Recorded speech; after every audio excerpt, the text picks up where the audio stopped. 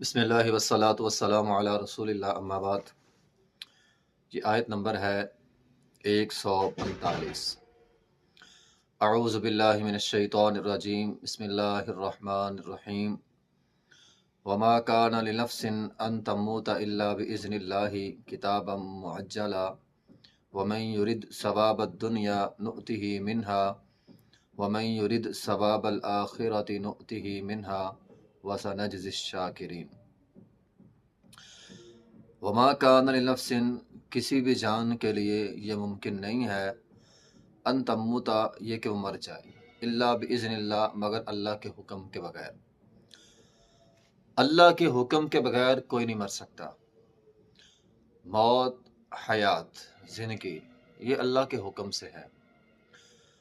اللہ کا حکم ہوتا ہے تو ہی انسان مرتا ہے۔ جب تک کسی کی موت کا وقت مقرر نہیں ہے، کتابا معجلا، اللہ تعالیٰ نے موت کا وقت جو ہے وہ مقرر کیا ہوا ہے۔ جب تک کسی کی موت کا مقرر وقت نہیں آ جاتا، بندہ مر نہیں سکتا۔ اگر موت کا مقررہ وقت آ گیا ہے تو بندہ جی نہیں سکتا۔ سیدھی سمپل آسان سی بات ہے۔ اگر موت کا وقت آ چکا ہے، دنیا کی کوئی طاقت بچا نہیں سکتی، ٹھیک ہے۔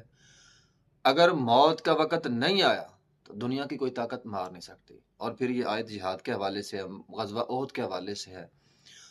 جو غزوہ احد میں شہید ہو گئے تو منافقین نے کہا اگر ہماری بات مانتے تو میدان جہاد میں نہ جاتے، نہ مرتے۔ تو ان کی موت کا وقت وہاں پہ لکھا جا چکا تھا، انہوں نے شہید ہونا ہی ہونا تھا، ٹھیک ہے۔ بات مانتے یا نہ مانتے، شہادت ان کی ضرور تھی، وہ اللہ نے لکھ دی تھی، وہ اللہ نے طے کر دی تھی۔ وَمَن يُرِدْ ثَوَابَ الدُّنْيَا نُؤْتِهِ مِنْهَا، اور جو دنیا کا ارادہ رکھتا ہے، نُؤْتِهِ مِنْهَا وَمَن يُرِدْ ثَوَابَ الْآخِرَةِ نُؤْتِهِ مِنْهَا، جو دنیا چاہتا ہے ہم اسے دنیا دیتے ہیں، اور جو آخرت کا ارادہ رکھتا ہے ہم اسے آخرت دیتے ہیں۔ وَسَنَجْزِي الشَّاكِرِينَ، اور اللہ تعالیٰ شکر ادا کرنے والوں کو بدلہ دے گا۔ تو یہ مت سمجھے میدان جہاد میں چلے گئے تو مر جائیں گے، اگر نہ گئے تو زندہ بچ جائیں گے۔ خالد بن ولید رضی اللہ تعالی عنہ، وہ جب فوت ہونے لگے تو ان کے جسم کے ہر حصے پر تیر کے نشان تھے، ہر حصے پہ، لیکن انہیں میدان جہاد میں موت نہیں تھی تو وہ نہیں مر سکے۔ اس لیے یہ بات غلط ہے کہ میدان جہاد میں جانے سے انسان کو موت واقع ہوتی ہے، نہیں۔